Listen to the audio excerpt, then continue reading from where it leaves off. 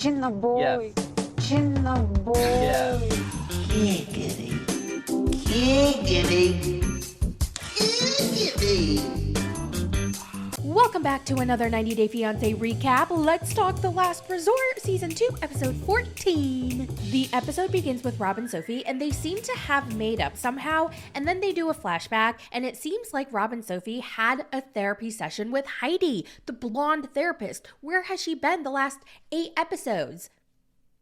Now, this is right after Sophie exposed him in front of everybody for talking to other dudes online, and then he blew up on her. And in their therapy sesh, they apologized to each other, they also accepted each other's policies, and they had a nice hug. So for now, they seem like they're okay, but we already know that they're gonna blow up again at any moment.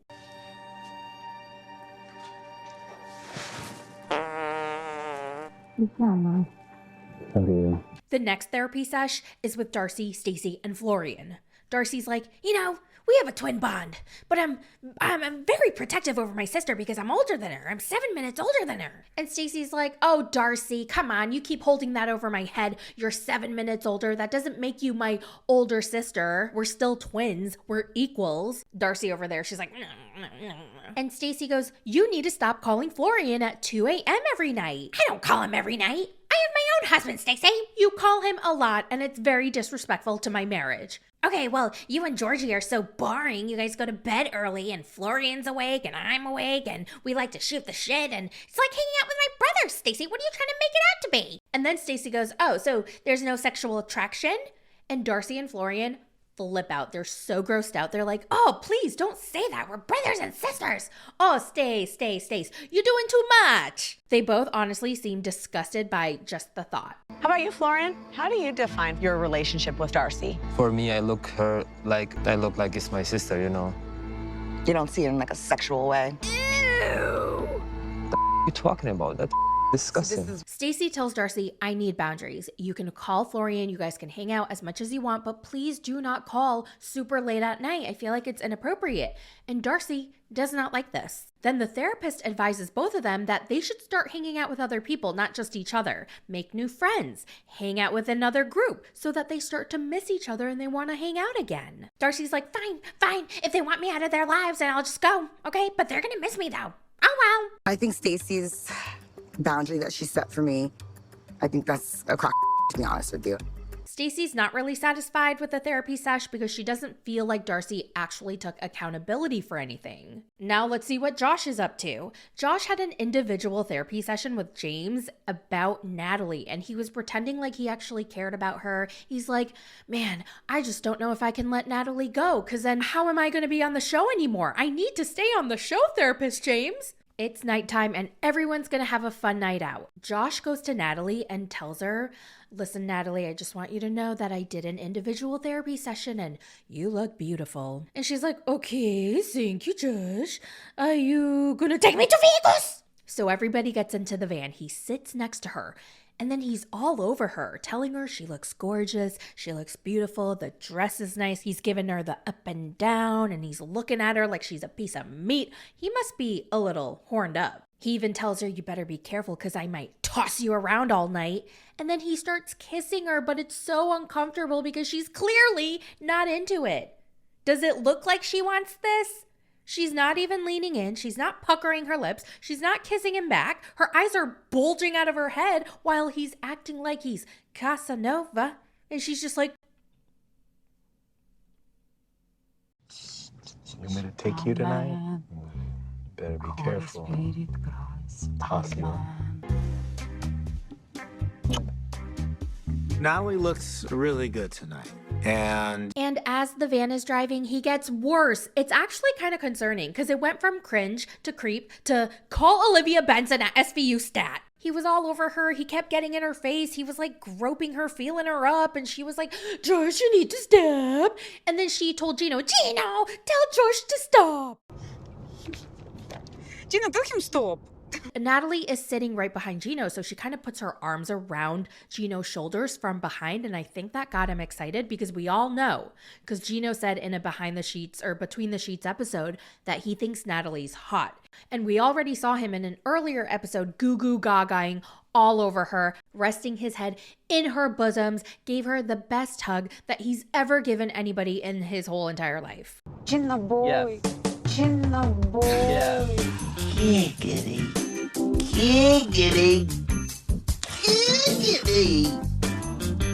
And then Gino starts talking about how he's due for a toe licking sesh. He wants his big toe cleaned and polished by Jasmine with her mouth. Side note, everybody joined the excursion except for Brandon because he's so upset about Julia filing that paperwork to bring her parents over to America. And listen, I get it. Nobody wants to live with their in-laws. And her parents are going to have to live with Julia and Brandon. But when you love someone, you make sacrifices. She misses her parents. She hasn't seen them in 3 years. She's so lonely. She feels like she has nobody with her. While Brandon has his parents, his family, his friends, everything that he wants, he has. While Julia doesn't. So she just wants her parents. And on top of that, she lived with his parents for a while. So why can't he? And I understand Brandon's so pissed off that he feels like she did it behind his back and she lied to him, but she did beg him to do the paperwork and he kept saying no. So had she not taken matters into her own hands and did the application herself, then it never would have gotten done. I don't have my support. I'm immigrant here. Yeah. I don't have my family. I don't have my friends. I don't have anybody here. Now, in another corner, we see Darcey having a very serious conversation with somebody on the phone. And apparently that somebody was Georgie. And she's like, what? Are you serious? Oh my God. I gotta go tell her. Okay, bye. So then Darcey pulls Stacey to the bar and then she apologizes to her, but then also tells her that one night she was out with Georgie and Florian and then she saw Florian leave with 2 blonde girls and she didn't think anything of it. She was giving him the benefit of the doubt until Georgie saw one of the blonde girls while he was out and the blonde girl came up to Georgie and was like, oh, by the way, can you tell Florian a thank you for taking me home that night? And Georgie's like, what the fork? What do you mean he took you home? I gotta tell this to Darcey. So then he called Darcey and told her the whole entire story. And Darcey was like, oh my God, he's a cheater. He took a girl home. And now she's telling Stacey. By the way, I love the blinged out matching Prada bags. So cute. And as soon as Darcey is finished telling Stacey the story, Stacey immediately gets heated. She forgets that she was even mad at Darcey in the first place. And it kind of became Darcey and Stacey versus Florian. I couldn't help but to wonder, what are Darcey's true intentions by telling Stacey this? Is it because she really cares about her, or is it because she wants to cause another rift between Stacey and Florian's relationship? I don't know. But to be fair, with Florian's history, because he actually did cheat on Stacey, the story's very plausible. Stacey is so stressed. This is a clear trigger for her. She's riled up, she's pissed off, she's angry, which she's allowed to be, by the way. I just find Darcey so shady because she was like, Stacey, I just want you to know I'm on your side, okay? You can lean on me, okay? I always have your back. And you could kind of see the more Stacey got riled up, the more Darcey was kind of amplifying it. She was like, yeah, Florian, I can't believe he did that. He's such a jerk. You know, remember he cheated on you before? And Stacey's like, yeah, I can't. Oh my God, I knew this was happening. I knew it. And it was just getting worse and worse and worse. They hooked up or something? Like maybe a kiss.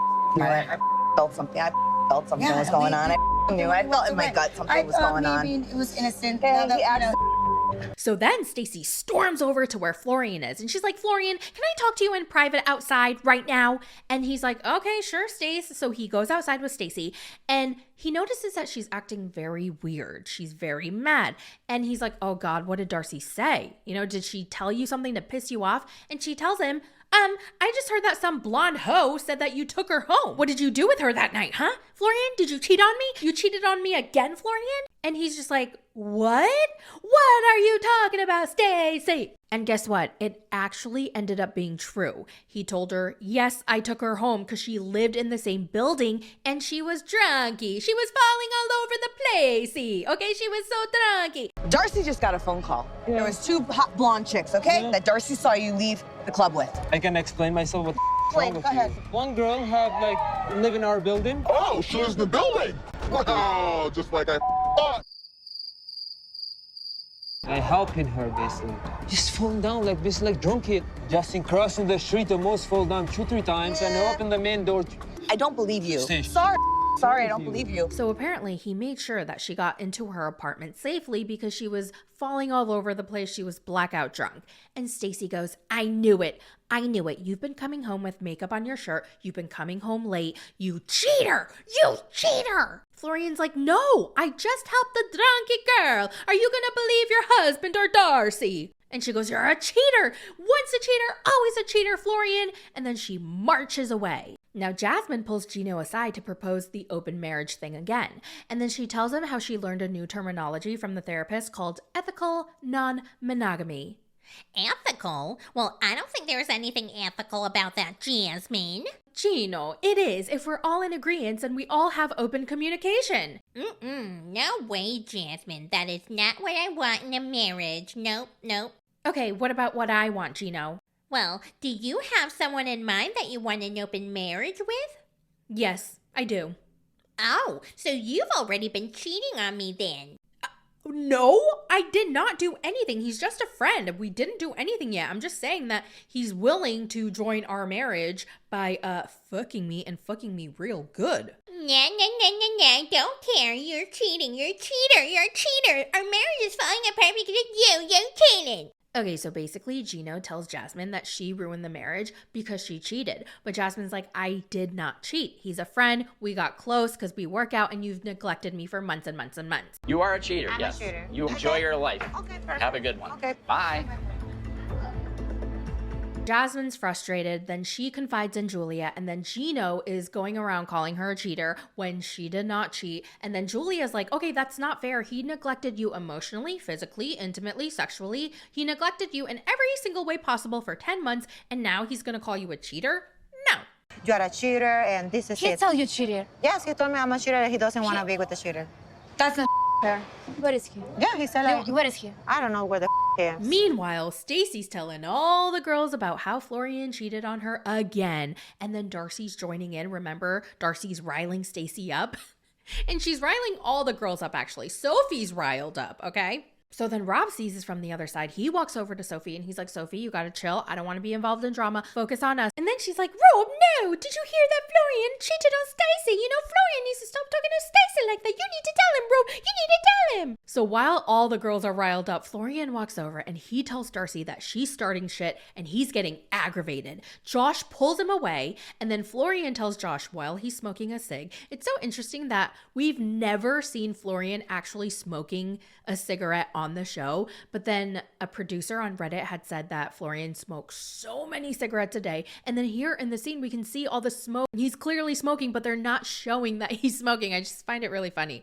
But anyway, he tells Josh that every single time that things are good with him and Stacey, Darcey tends to do this. She lights a match and starts a fire and walks away. I think Stacey overreacting. I think Darcey and her husband exaggeration in the story. I think Darcey bringing this in purpose to get more close to Stacey, because today in therapy, Darcey felt Stacey pushing her away. Just want to build this stronger bond with her and want to make me enemy.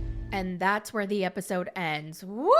That was a really, really fun episode. What do you guys think? First of all, with Florian, like, do you believe him? Because it's plausible, right? He really could have seen a really drunky girl and she's unsafe and he wants to make sure that she gets home safely. That's very possible.